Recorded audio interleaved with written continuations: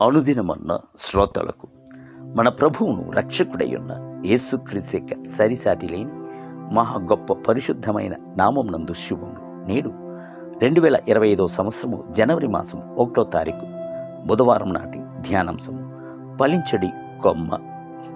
ఆదికాండము 49 అధ్యాయము 22 వచనందు యోసేపు ఫలించడి కొమ్మ, ఓట యొద్ద ఫలించడి కొమ్మ, దాని రెమ్మలు గోడ మీదకి ఎక్కి వ్యాపించు. అనుదినమన్న కుటుంబ సభ్యులకు నా యొక్క ప్రేమపూర్వకమైన నూతన సంవత్సరం యొక్క శుభాకాంక్షలను సంతోషముతో తెలియజేయుచున్నాను.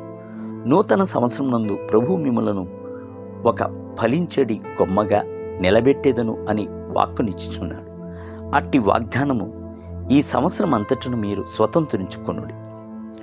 యోసేపు తన వృద్ధాప్యపు దినములయందు తన యొక్క 12 మంది కుమారులను పిలిచి వారిని మనసారా ఆశీర్వదించి అట్టి ఆశీర్వాదకరమైన మాటలు ప్రవచనాత్మకముగా బయలుపరచబడింది. అట్టి ప్రవచనములు వారిని వారి యొక్క సంతతిని గూర్చిందై ఉండెను. పైన చెప్పబడి ఉన్న వచనము యాకోబు తన కుమారుడైన యోసేపును ఆశీర్వదించుచున్నప్పుడు ఆయన పలికిన మాటలై ఉన్నవి.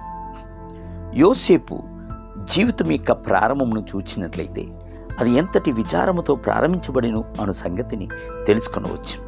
యోసేపు యొక్క తల్లి అతనికి వర్ధిల్లదు అని అర్థమును ఇచ్చున్నట్లుగా యోసేపు అను మాటను పేరుగా పెట్టాడు. నా కుమారుడా, నువ్వు వర్ధిల్లవలెను, నీ సరిహద్దులు విస్తరించవలెను అనుట ఆ తల్లి యొక్క కోరికే ఉండేది. అనేక సంవత్సరములు ఆమెకు పిల్లలు లేకుండేను. తర్వాత యోసేపు జన్మించినందున ఆమె యోసేపునిపై అమితమైన ప్రేమను పెట్టుకుని ఉండేది. అయితే దౌర్భాగ్యము ఏమిటంటే యోసేపు చిన్నవాడిగా ఉన్నప్పుడే ఆమె చనిపోయాడు. తల్లి యొక్క ప్రేమను బాల్యమునందే కోల్పోవుట ఎంతటి బాధాకరమైనది. తల్లిని తలంచి యోసేపు ఎల్లప్పుడూ మనసునందు దుఃఖించి ఏడ్చుచూనే ఉండి ఉండవచ్చు. అంత మాత్రమే కాదు, యోసేపు యొక్క సహోదరులందరూ అతన్ని పగతో ద్వేషించిరి. అన్ని వైపులను అనాథవలే అతడు నిలబడవలసిందై ఉండేది. ఆయనను మన ప్రియ ప్రభువు ఎల్షడాయ్ కనికరించింది. ఆయన తల్లి లేని అనాథ పిల్లలకు తల్లి వల్లే ప్రేమను కనబరుచువాడు. బైబిల్ గ్రంథము సెలవిచ్చుచున్నది, స్త్రీ తన గర్భమున పుట్టిన బిడ్డను కనికరింపకుండా తన చంటి పిల్లను మరచున వారైనను మరచుదురు గాని నేను నిన్ను మరువను. ఇదిగో చూడుము, నా అరచేతుల మీదనే నిన్ను చెక్కి ఉన్నాను, నీ ప్రాకారములు ఎల్లప్పుడూ నా ఎదుట ఉన్నవి.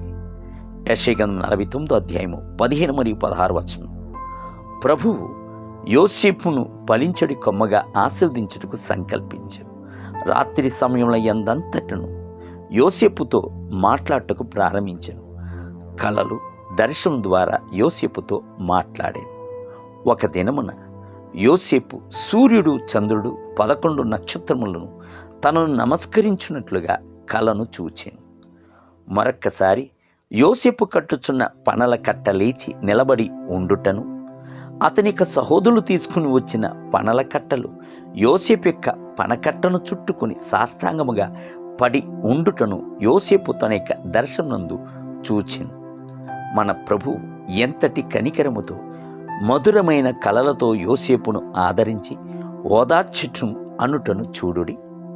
అదే విధముగా నేడును మిమ్ములను ఆదరించి ఓదార్చి ఆశీర్వదించుటకు కోరుచున్నాడు. దేవుని బిడ్డలారా, ప్రభు మిమ్ములను ఫలించడి ద్రాక్ష కొమ్మగా నాటి ఉండుట చేత ప్రభువును కృతజ్ఞతతో స్తోత్రించేదరా. నేటి ధ్యానమునకై ఇది నెలకు ఫలించు 12 కాపులు కాయు. ఆ వృక్షం యొక్క ఆకులు జనములను స్వస్థపరచుటకే వినియోగించబడు. ప్రకటన గ్రంథం 22 అధ్యాయము 2వ వచనం. నేటి వేద పఠనము ఉదయం ఆదికాండం 1, 2, 3 అధ్యాయములు, సాయంత్రం మత్తయి సువార్త 1వ అధ్యాయం. ప్రభు మిమ్ములను దీవించునుగాక. ఆమేన్.